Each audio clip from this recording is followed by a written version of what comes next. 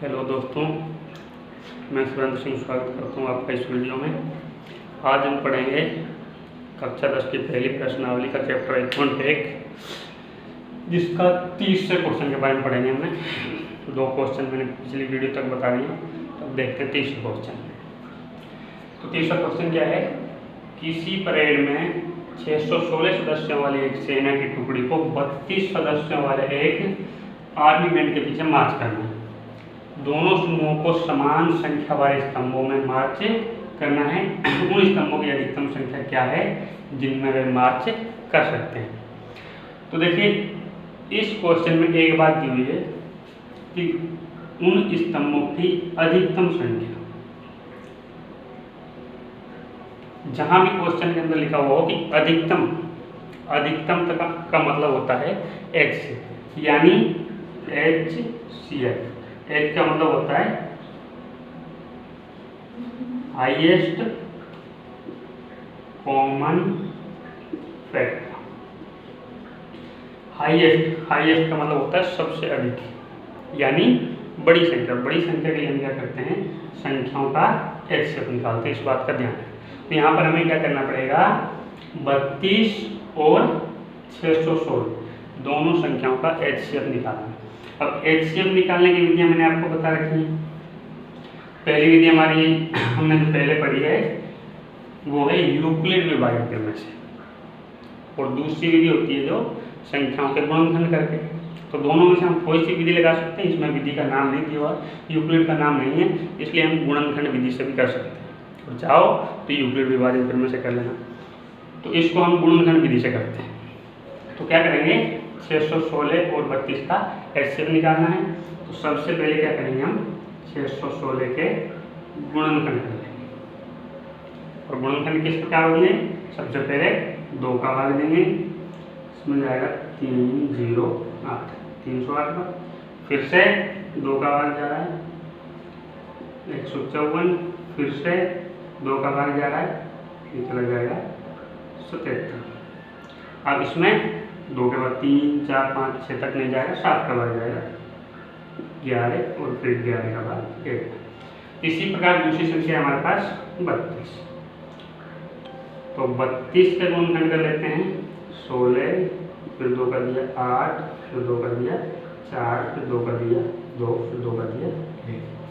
दोनों संख्याओं के गुणनखंड हो गए। इसके बाद क्या करना है? दोनों के गुणनखंड लिख लेंगे। तो 616 के गुणनखंड आए हमारे पास 1, 2, 3।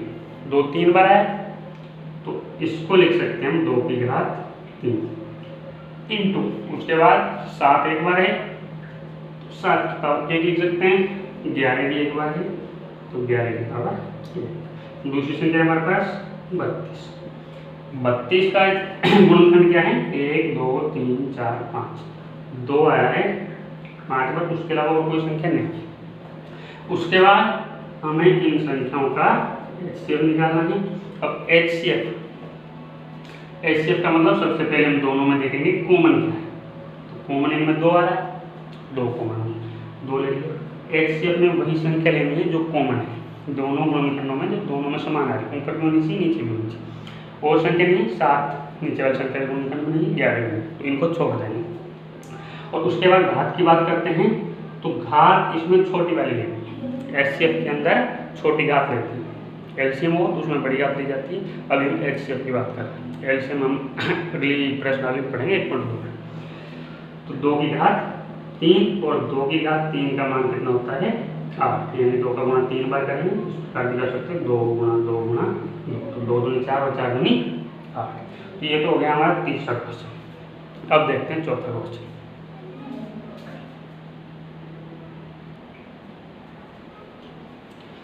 तो 30वां क्वेश्चन है हमारा, यूक्लिड विभाजन प्रमेयिका का उपयोग करके दर्शाइए कि किसी धनात्मक पूर्णांक का वर्ग किसी पूर्णांक m के लिए 3m या 3m+1 के रूप का होता है। तो पिछले सवाल की तरह जिस प्रकार हमने दूसरा क्वेश्चन किया था ना, सेम उसी प्रकार है। थोड़ा सा अंतर आ गया, उसमें धनात्मक विषम पूर्णांक था, इसमें केवल धनात्मक पूर्णांक है और उसका वर्ग दिया हुआ है। इसमें वर्ग आप जानते हो, वर्ग होते हैं 2 घात, यानी 2 बार गुणा किसी भी संख्या। तो सबसे पहले जैसे पिछले सवाल में किया था, माना ए कोई धनात्मक पूर्णांक है तथा बी बराबर, ए तो धनात्मक पूर्णांक हो गया। अब हमें जांच क्या करनी है, किस रूप का होना चाहिए, 3m या 3m+1। तो हमारे पास जो यूक्लिड की विभाजन प्रमेय है वो क्या है, a बराबर bq+r होती है। तो b की दिक्कत क्या आ गया यहाँ पर, 3 आ गया। तो हम b की दिक्कत क्या ले लेंगे, यहाँ पर 3 ले लेंगे और इसके बाद सवाल को हम स्टार्ट करेंगे। तो देखो a तो हमारे पास धनात्मक पूर्णांक हो गया, b बराबर 3 आ गया। यूक्लिड विभाजन प्रमेय लगाएंगे, यूक्लिड विभाजन प्रमेय से। अब यूक्लिड विभाजन प्रमेय क्या होती है, a बराबर होता है bq+r, या a बराबर b की जगह हमारे पास क्या आ जाएगा, 3q+r। और हमें ये भी पता है कि r का मान है जो 0 के बराबर या 0 से बड़ा और b से क्या होता है, हमेशा छोटा होता है। तो यहाँ पर जो r का मान आएगा वो 0 से बड़ा और b का मतलब b का मान हमने 3 ले रखा है यहाँ पर, यानी 3, यानी r बराबर आ जाएगा हमारे पास 0, 1, 2, 3 नहीं लेंगे, 3 से छोटी संख्या होनी चाहिए। तो एक एक करके r की जगह हम सभी मान लेंगे। तो सबसे पहले हम क्या लेंगे, r बराबर ले लेते हैं 0, लिखेंगे r बराबर 0, पहली स्टेप। अब r की जगह 0 लेंगे तो हमारे पास बन जाएगा a बराबर 3q+0, r की जगह 0 ले लिया, बाकी सेम चल रहा है।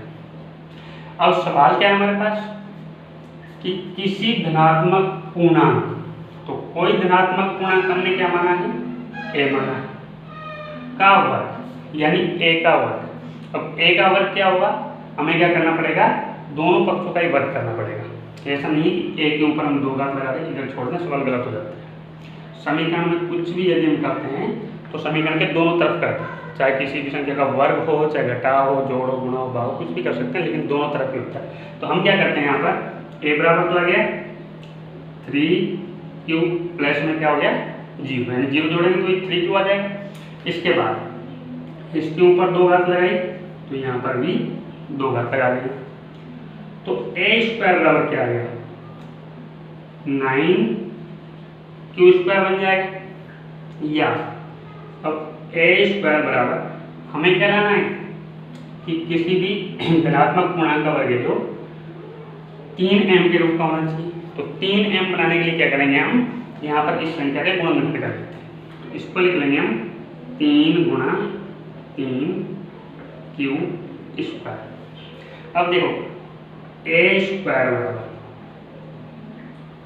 3 तो आ गया हमारे पास, और साथ में क्या लाना है, m लाना है।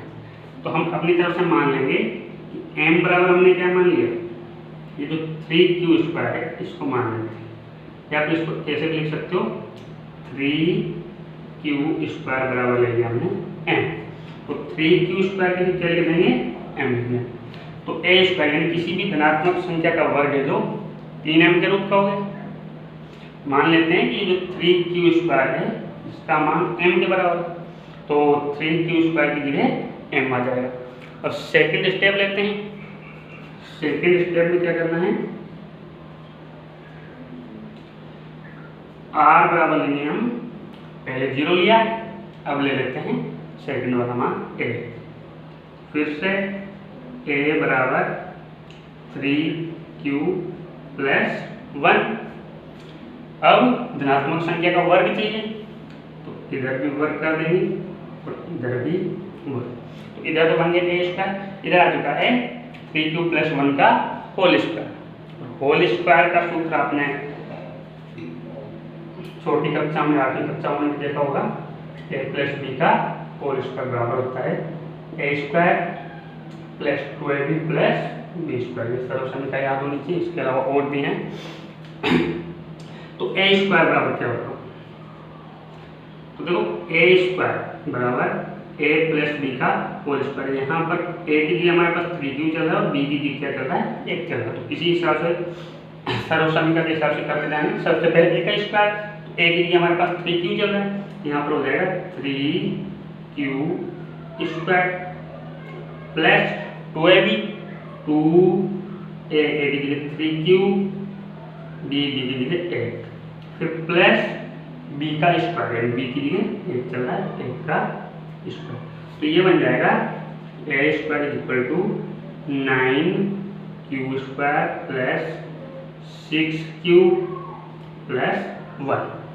और सवाल क्या है हमारे पास कि किसी भी धनात्मक पूर्णांक का वर्ग है जो 3m के रूप का तो हो चुका है, 3m प्लस 1 के रूप का होना चाहिए, 3m प्लस 1।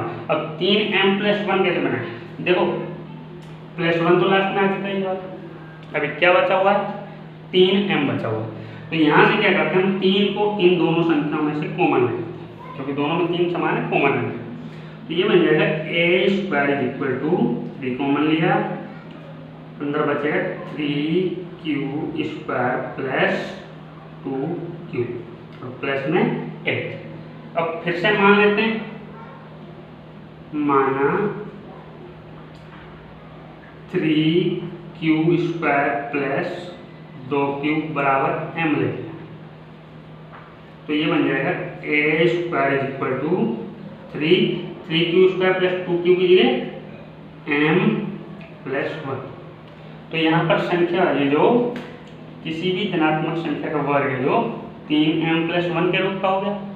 अब देखो यहाँ पर सोचने वाली बात क्या है कि यहाँ पर जो हमने मान लिया है 3q स्क्वायर की जगह m लिया, यहाँ पर 3q स्क्वायर प्लस 2q की जगह m लिया, क्या 3q स्क्वायर की जगह m नहीं लिया, दोनों में m के मान अलग अलग क्यों आ रहे हैं, तो ऐसा इसलिए हो रहा है क्योंकि यहाँ पर देखिए सवाल में क्या दिया हुआ है, किसी पूर्णांक m के लिए, सवाल में दिया हुआ है कि किसी पूर्णांक m के लिए 3m या 3m प्लस 1 के रूप का होना चाहिए। तो यहाँ पर लिखा हो किसी का मतलब है कोई भी पूर्णांक को m का मान कोई निश्चित नहीं है, यह जरूरी नहीं है कि m का मान 3q स्क्वायर हो, 3q स्क्वायर भी हो सकता है, इसके अलावा कोई और संख्या भी हो सकती है। m की जगह यहाँ पर हम कोई से मान ले सकते हैं जिससे हमें 3m या 3m प्लस 1 प्राप्त होना चाहिए। तो यहाँ पर हमने 3q स्क्वायर के लिए m लिया तो 3m प्राप्त हो गया, यहाँ पर हम 3q स्क्वायर प्लस 2q की जगह m ले रहे हैं, तब हमें 3m प्लस 1 प्राप्त हो रहा है। ऐसा क्यों हो रहा है, क्योंकि यहाँ पर जो दिया हुआ है m है, ये कोई भी पूर्णांक हो सकता है, ये निश्चित पूर्णांक नहीं है कि m की जगह 3q स्क्वायर ही आएगा, ये जरूरी नहीं है।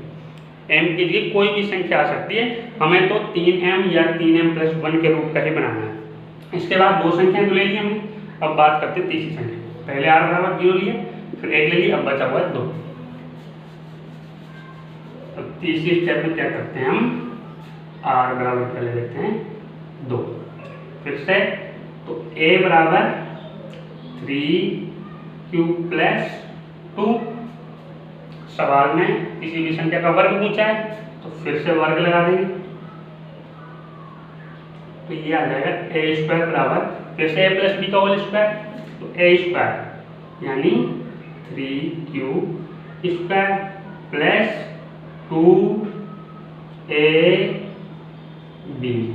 प्लस b का स्क्वायर। तो a square is equal to 9q square plus 3 और 12q प्लस 4। अब देखो यहाँ पर हमें लाना है 3m, तो सीधी सी बात है कि 3m तो आएगा नहीं, क्योंकि तीनों संख्याओं में से यदि हम 3 कॉमन है तो 3 कॉमन नहीं आएगा, यदि इनमें से 3 कॉमन आ जाता और कोष्टक के अंदर जो संख्या बचती है उसके बराबर हम m ले लेते हैं। दूसरी बात 3m प्लस 1 के रूप का आ जाए, 3m प्लस 1, तो इसमें प्लस 1 भी नहीं आ रहा, तो हम क्या करेंगे, प्लस 1 बनाने के लिए इस 4 के टुकड़े कर सकते हैं, इस 4 को लिख सकते हैं हम 3 प्लस 1। क्यों, जब 3 आएगा तो 3 इन तीनों संख्याओं में से कॉमन हो जाएगा, तो यहाँ पर हम क्या करेंगे, a square equal to 9 q square plus 12 q plus इसको लिख लिया हमने 3 प्लस 1। तो अब हमारे पास प्लस 1 आ गया है। अब क्या बचा हुआ है 3m। तो 3m हम यहाँ से बना सकते हैं। कैसे बनाएंगे, ए स्क्वायर इक्वल टू तीनों में से 3 कॉमन आ गया, यहाँ क्या बचेगा 3q square plus 4q plus 1। यहाँ पर प्लस 3 कॉमन चला गया सभी संख्याओं में से।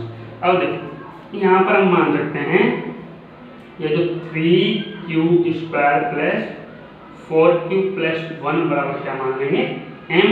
तो हमें प्राप्त हो जाएगा पहले 3, इसका मान इस संख्या का मान m के बराबर हो गया और लास्ट में क्या बच गया प्लस का वर्ग। तो देखो किसी भी संख्या का वर्ग यहाँ पर आ गया 3m के रूप का और यहाँ पर आ गया 3m प्लस 1 के रूप का, यहाँ पर भी 3m प्लस 1 के रूप का। यहाँ पर लिखेंगे अतः किसी भी धनात्मक पूर्णांक का वर्ग 3m या 3m प्लस 1 के रूप का होता है। ये हमारा हो गया चौथा क्वेश्चन। इसमें एक क्वेश्चन और बचा हुआ है, उसको हम अगली वीडियो में बताएंगे।